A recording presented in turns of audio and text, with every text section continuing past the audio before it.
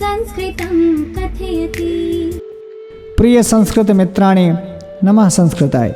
संस्कृत गंगा प्रयागराज से मैं सर्वज्ञ भूषण आप सबका स्वागत करता हूं। आज के इस एपिसोड में आप छंदों का सामान्य परिचय सुनेंगे। आज आपसे चर्चा करूंगा उपेंद्र वज्रा छंद की।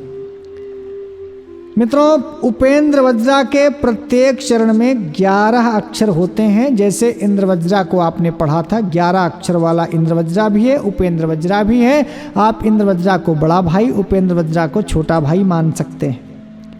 इस प्रकार यदि आप उपेंद्र वज्रा में भी चारों चरणों में कुल मिलाकर के 11 × 4 11 चौक 44 अक्षर होंगे। छंद का लक्षण है उपेंद्र वज्रा जतजास्ततो गौ, उपेंद्र वज्रा जतजास्ततो गौ। ये वृत्त रत्नाकर में छंद का लक्षण है।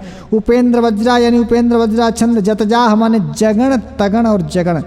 जा माने जतजा माने जा माने जगण, ता माने तगण और जा माने जगण। तो जतजाह का मतलब हुआ जगण, तगण और जगण। ततः माने तदनंतर, गौ यानी 2 गुरु वर्ण हूँ। तो जिस छंद के प्रत्येक चरण में जगण, तगण, जगण तथा 2 गुरु वर्ण आए उसे उपेंद्र वज्रा छंद कहते हैं। इसमें भी पादांत यानी चरणांत में यति या विराम होगा।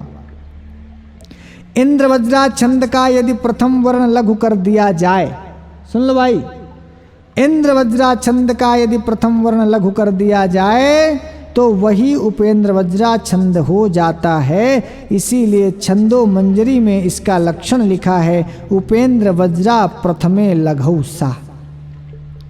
यानी इंद्र वज्रा और उपेंद्र वज्रा दोनों सगे भाई की तरह हैं। इंद्र वज्रा का पहला अक्षर बड़ा होगा और उपेंद्र वज्रा के जो हर चरण का पहला अक्षर छोटा होगा। इसीलिए इंद्र और उपेंद्र, देवताओं में भी इंद्र बड़े हैं, उपेंद्र छोटे हैं। और इंद्र वज्रा छंद में भी इंद्र का पहला अक्षर दीर्घ यानी गुरु है और उपेंद्र वज्रा का चारों चरणों में पहला अक्षर लघु यानी ह्रस्व है। तो उपेंद्र वज्रा जगण, तगण, जगण और गुरु, गुरु वाला 11 वर्ण होंगे। इसमें उदाहरण देखिए, बहुत प्रसिद्ध उदाहरण जो हर घर घर में गाया जाता है। त्वमेव माता च पिता त्वमेव, त्वमेव बन्धुश्च सखा त्वमेव, त्वमेव विद्या द्रविणं त्वमेव, त्वमेव सर्वं मम देव देव। साथियों, इन श्लोकों को आप अपने सभी बच्चों को सिखाएं, याद कराएं, सुनवाएं। ये संस्कार पड़े रहेंगे तभी वह बच्चा अपनी माँ को भगवान की तरह मानेगा। त्वमेव माता च पिता त्वमेव, त्वमेव बंधु और सखा त्वमेव, त्वमेव विद्या और द्रविणम त्वमेव, त्वमेव सर्वम मम देव देव। तुम ही माता हो, तुम ही पिता हो। एक गाना बना था, तुम ही हो माता पिता तुम ही हो, तुम ही हो बंधु सखा तुम ही हो। आप देखिए, इसी से प्रभावित होकर के लोग बॉलीवुड में गाना बना लिए और मूल चीज़ श्लोक हम लोग भूल गए।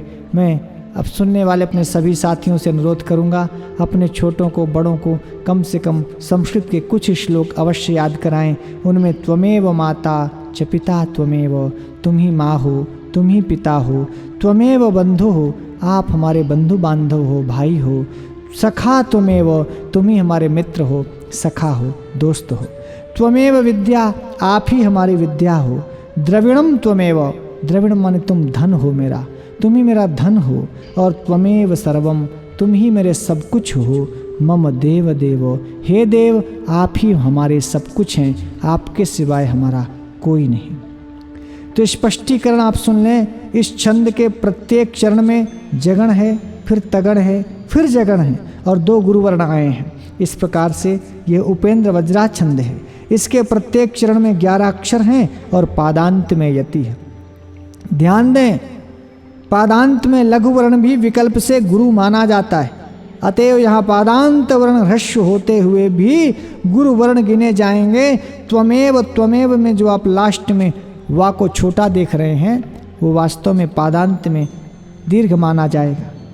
सानुस्वारो विसर्गांतो दीर्घो युक्त परश्चयः वा पादांते त्वसौ वक्रो ज्ञेयो न्यो मात्रक ऋजुः। तो वा पादांते त्वसौ वक्रः लिखा है। छंद शास्त्र में अनुस्वार युक्त वर्ण, विसर्ग युक्त वर्ण और दीर्घ वर्ण तथा संयुक्त वर्णों से पूर्व स्थित जो ह्रस्व वर्ण है वो भी गुरु यानी दीर्घ माने जाते हैं। पादांत में स्थित जो ह्रस्व यानी लघु वर्ण विकल्प से दीर्घ गुरु भी माने जाएंगे और ह्रस्व तो वो हैं ही। इनके अलावा सभी वर्ण ह्रस्व अर्थात लघु गिने जाएंगे। परोपकाराय फलन्त वृक्षाः, ये भी उपेंद्र वज्रा का उदाहरण है। सुखस्य दुःखस्य न कोपि दाता, ये भी उपेंद्र वज्रा है। रजः प्रशांतम सहिमोद्य वायुः, ये कुछ प्रसिद्ध श्लोक हैं, उपेंद्र वज्रा के उदाहरण हैं।